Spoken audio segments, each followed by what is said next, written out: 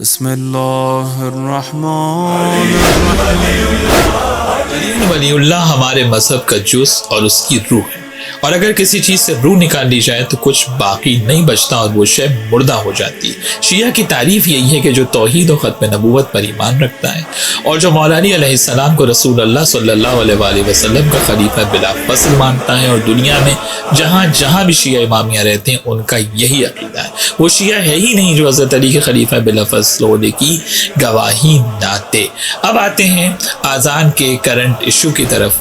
اتنی سی بات لوگوں کی سمجھ میں کیوں نہیں آتی کہ اگر اذان میں ہم علی ولی اللہ کہہ رہے ہیں، دنیا میں جہاں جہاں بھی شیعہ ہیں وہ اگر اذان میں علی ولی اللہ کہہ رہے ہیں تو اس لیے کہہ رہے ہیں کیونکہ یہ ہمارے مذہب کا جزو لا ینفک ہے۔ علی ولی اللہ ہمارا شعار مذہب ہے، ہمارے ایمان کا حصہ ہے، اور ہماری پہچان امیر المومنین علی بن ابی طالب علیہ السلام کی ولایت ہے، اور ہم ایک انچ اس سے پیچھے ہٹنے کو تیار نہیں ہیں۔ اے تخت امیہ سن، یہ شور سنا تو نے، یہ نام علی کا سن،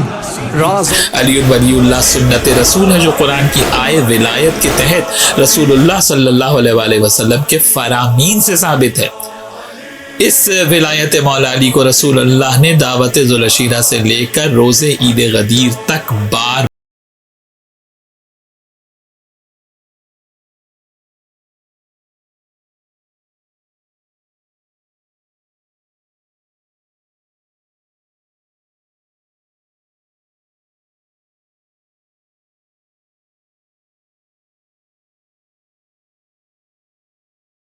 ہے، جس کے سینکڑوں حوالے آپ کے سامنے پہلے پیش کیے جا چکے ہیں۔ علی ولی اللہ وہ سنت ہے جس کو آج ہمارے پوری امت نے ترک کر دیا ہے سوائے ہمارے،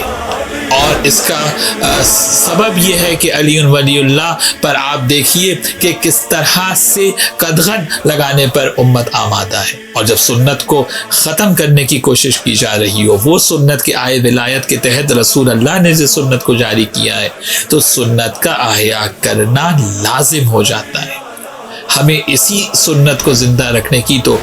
اس پاکستان میں سزا ملتی چلی آ رہی ہے، مگر ہمیں اس پہ فخر ہے۔ ہم اپنی جان تو دے سکتے ہیں مگر علی ولی اللہ پر کوئی سمجھوتا نہیں کر سکتے۔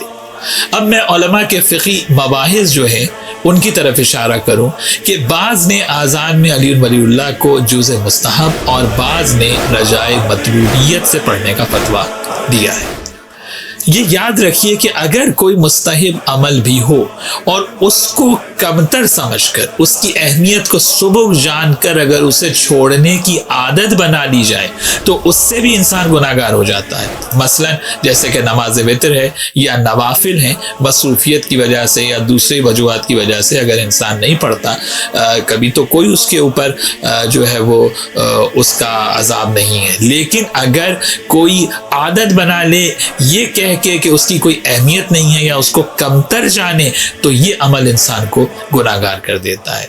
اور چھوڑنے کی عادت بنانے سے مراد یہ ہے کہ وہ سنت کو ضائع کر رہا ہے، اور سنت کا احیاء کرنا جو ہے وہ ثواب رکھتا ہے۔ یعنی مثال کے طور پر کہ اگر فقہا نے یہ کہا ہے کہ جز مستحب ہے اذان میں، تو اس کا مطلب یہ نہیں ہے کہ اگر نہ بھی پڑھیں تو کوئی فرق نہیں پڑتا، بلکہ اس کا معنی یہ ہے کہ علی ولی اللہ تو وہ سنت ہے جس کو امت روک رہی ہے، تو اس سنت کا احیاء کرنے کا تو دگنا ثواب ہے۔ اور اب تو دنیا کے کونے کونے میں علی ولی اللہ کی صدائیں بلند ہوتی ہیں، تو کہاں کہاں دنیا اس کو